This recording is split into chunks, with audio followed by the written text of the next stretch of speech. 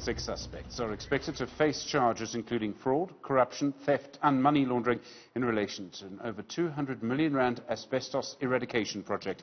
The long arm of the law, in the form of the Hawks and the Special Investigating Unit, have swooped on several places around the country. The State Capture Inquiry has been hearing evidence into the failed project, which aimed to remove asbestos from government houses. Let's cross now to two of our reporters following those arrests in different places. Tumaole, Mohlaoli in the Free State for you tonight. Karinda, Jagmohan in KwaZulu-Natal. Tumaole, good evening to you. All right, talk us through the events of the day in that province. Certainly a very good evening to you, Stephen, and a good evening to the viewers. It was all action and all systems go here in Bloemfontein. In fact, behind me, I'm just going to step out of shot, is the building where all the drama unfolded. It is the Bloemfontein Tourist Center. I think you'll probably get a shot of the wide Palisades gates and the building, the maroon building. It's all quiet now, but earlier, this is where officials from the Hawks swooped in, and an official from the Free State Provincial Department then handed himself over and was led away and in handcuffs as he was being taken away to the local police station here, where he will spend the night until he's expected court appearance, which will be this Friday. Now, of course, the official, according to protocol, can't be named because he hasn't appeared in court. However, we do know that he did appear before the State Capture Commission of Inquiry, where he did admit that as head of department of the Free State's Human Settlements Department, he did fail in his oversight duty. This is in relation to the asbestos removal project, a project that was initially earmarked to cost the provincial government just about 70 million rand, but then ballooned to escalate to include various other projects and various other things that weren't initially approved by the provincial department. And he has to answer that before court, because now that matter is a criminal investigation. And we know that from his testimony, he did say that he basically absolved his responsibility because he relied on information that was coming from outside his department, and that the service providers that were then tasked with doing the work which they got money for and didn't do, he allowed that process to happen because he was being leaned on politically. He was getting political pressure. Of course, the name of Mosebenzi Zwane and the name of a former Free State Premier, Isma Khashule, was also thrown into the hat.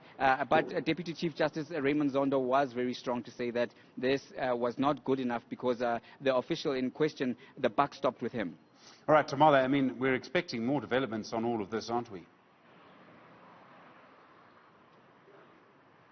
We certainly are expecting more developments from all of this, Stephen. As it stands here in the Free State, certainly we know that there have been several arrests, but officials from the Hawks have confirmed that at least one official from that particular matter that is also involved in that asbestos removal project is still at large. They believe that he is a fugitive from the law and is running, but officials are saying that the net is closing because they are working very closely with SAPS officials. As it stands right now, the HOD from the Human Settlements Department from the provincial level is behind bars at a police station. We know that he was led off here earlier in handcuffs. So we certainly are expecting more from the Hawks. They have promised to keep us up to date, especially with the issue of the official that is still at large. The identity is not known, but it is an official from the provincial department here in the Free State. Tumaole Mohlaoli in the Free State tonight. Thank you, Will. The story goes to KwaZulu-Natal. Karinda, Jagmohan there for you now. Karinda, good evening to you. What's the situation there tonight?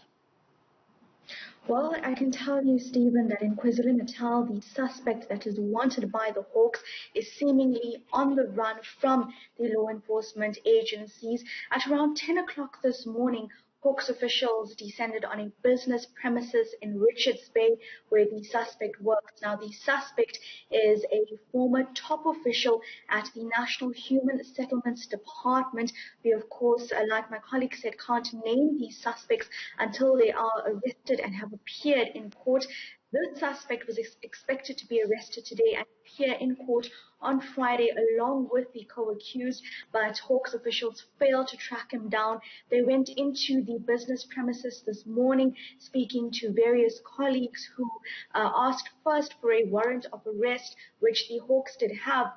However, the Hawks did not have a search warrant and was unable to get any documents from this business premises that would lead to the whereabouts of the suspect, this including documents that would show the suspect's place of residence. They tried to contact the suspect on his cell phone. He was unavailable. His family was unavailable as well. Their cell phone switched off.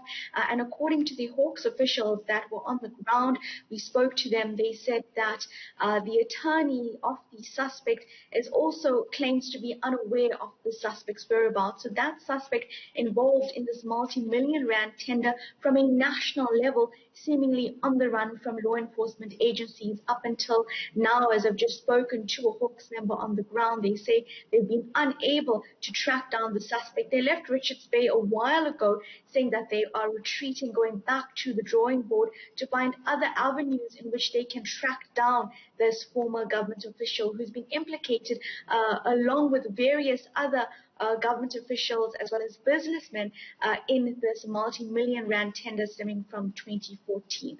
Karinda, Jagmohan in KwaZulu-Natal tonight. Thank you. All right, so 6 people arrested. 1, we still, I believe, on the run in KwaZulu-Natal.